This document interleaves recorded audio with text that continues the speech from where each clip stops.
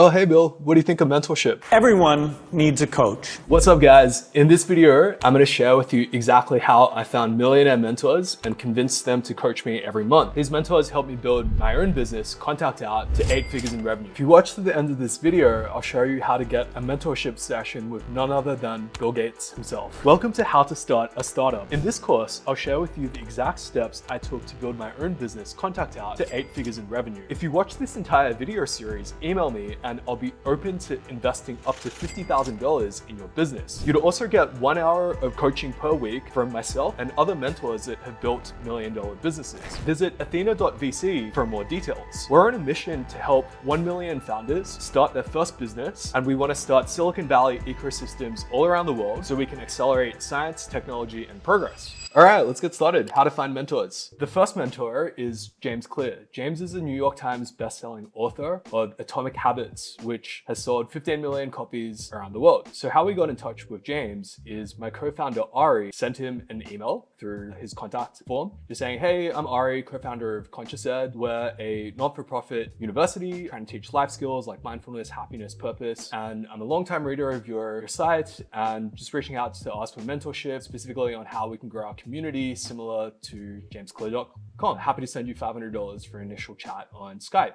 And James responded saying, hey, great, like my consulting rate happens to be $500 and send a PayPal to this. And we booked in a time with James. So the takeaways here, one, offer money. You'd be surprised at how many millionaires would be happy to talk to you for $500 to $1,000 per hour. And the value that I received from a call of James is worth like much more than that. The thing is that like half the people I offer this to don't even accept the money, but offering money legitimizes your request and it shows that you value their time. Second takeaway is to ask something very specific. So for James, it was knowledge around how to build community and how to build an audience around his blog. The second mentor is Santosh.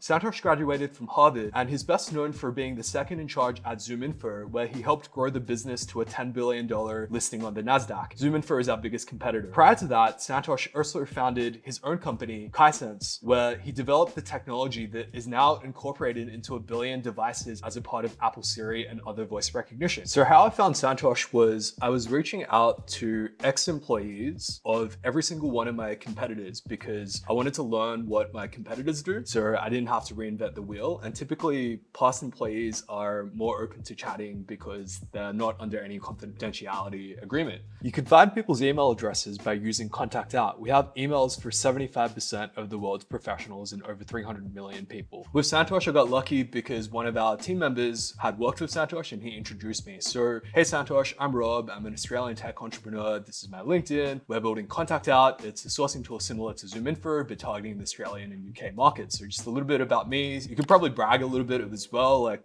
tell them about your accomplishments, be like, hey, this is our revenue, this is what I've done in the past. And then, yeah, again, specific asks, or would greatly appreciate your mentorship, specifically on how to do sales for data tools and the insights that you have gained from your experience working at ZoomInfo. Again, offering money, like $500 for their time. So besides paying people, what are some other ways that you can get people to agree to mentor you? So we got to think about what can we offer people and how would we be able to help people? And one way is to help people promote their personal brand. Here's an email that I sent to the head of recruiting at McKinsey. I offered to interview her. I was like, hey, Jesse, we're doing an interview series of recruiting leaders from Netflix, Google, McKinsey. Would you be open to a 10-minute interview? And I'll share it with Contact Out's audience. We have like 1 million members or however many members you have, and it'll help you build your personal brand. And during the interview, you could just ask them exactly the questions that you're going to ask if you're seeking mentorship. And in that way, you help them and they also help you. Another angle on helping people promote their personal brand that works really well with famous people, which is how I got authors like Adam Grant, a New York Times bestselling author, as well as James Altucher, who is another New York Times bestselling author, to respond to my emails and to answer questions that I asked them that I then included on my blog, is the expert opinion angle. So you email them, you're like, hey, this is who I am, and I'm writing an expert opinion piece on my blog, and I'd love to get your expert opinion, and I think it would help many aspiring writers, in this case for writing. So you're gonna make sure you pick a topic that the expert is deeply passionate about,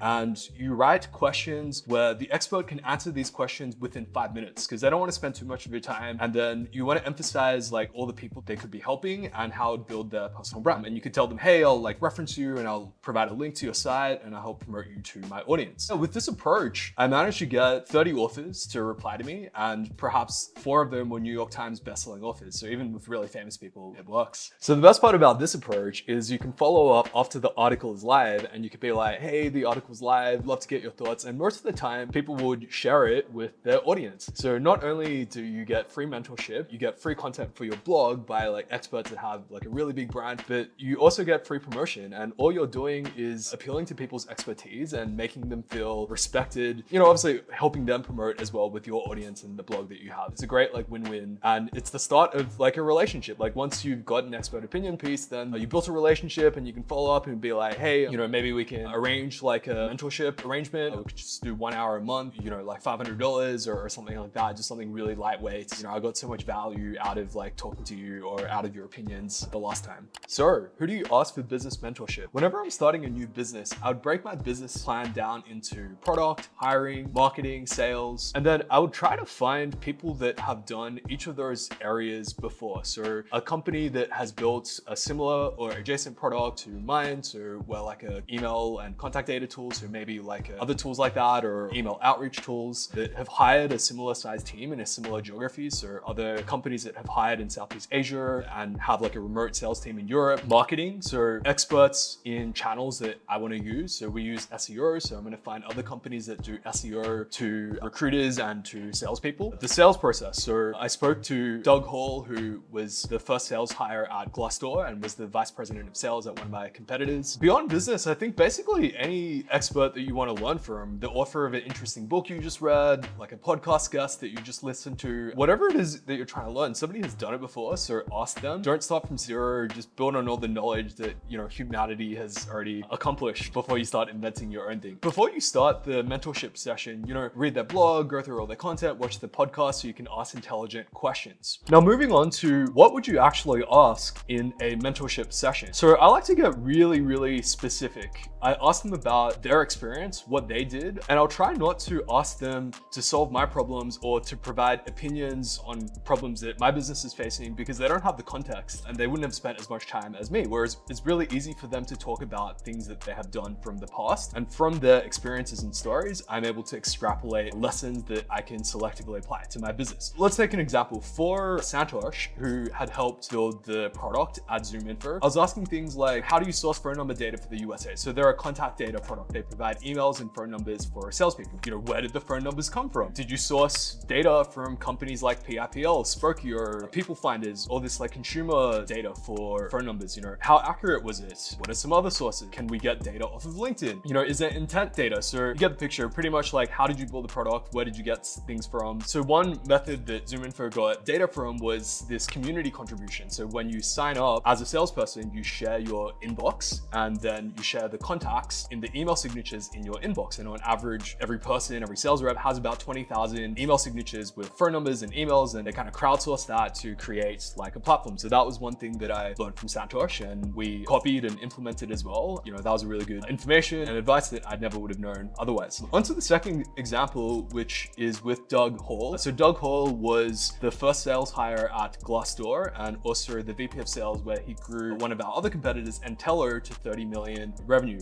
during his time there. So I was asking very specific questions around like, hey, what sales collateral and training materials did you create? Can you show me examples? How did you train the new reps? How did you source the new reps to hire? How many meetings do you have? How often? What performance metrics to track? What were the compensation plans? So things like that, very specific. And whenever they gave an answer, I would dig deeper into, okay, like exactly what did you do? Show me the sales script, show me the questions that you ask in an interview, and just really diving deep and holding nothing back. All right, so you had your mentorship session. How do you follow up and build a long-term relationship where you can convince a mentor to coach you for 1 hour per month? The best way I found to do this is just to be thankful and be like, hey, I got a lot out of this session. Would you be open to coaching and mentoring me for an hour a month at $500 per hour? Or depending on the seniority of the person, I mean, you could try a lower amount, like $200. You could ask them, hey, at whatever rate that you think is suitable. Yeah, I find that typically when I start a business, I might have like up to 50 mentorship conversations. Only a fraction of those, I find that, I learned so much from this person that I want to like keep them in my life for a longer term. And eventually you just collect like mentor in every area of business, like growth, sales, products, as well as in life, like people management, mental health, family, productivity, learning. And you create like a personal board of directors that you can talk to, every couple of months. And then as you develop these mentor relationships, what I found is 3 of my mentors, Santosh being one of them, we actually ended up working together after a couple of years, because if you talk to someone like 1 hour a month, you really get to know them and you talk more than just business. I'll ask Santosh about like family, about philosophy, about,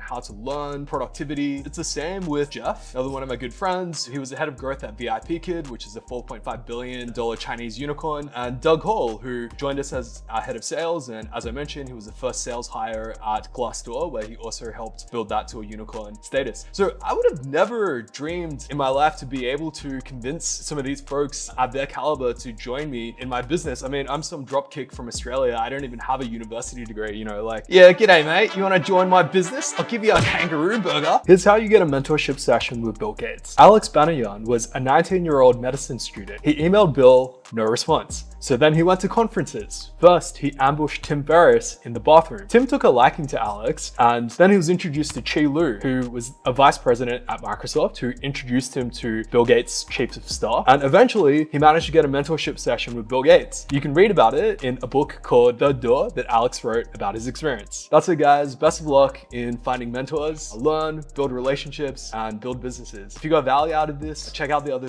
videos in my How to Build a Business series.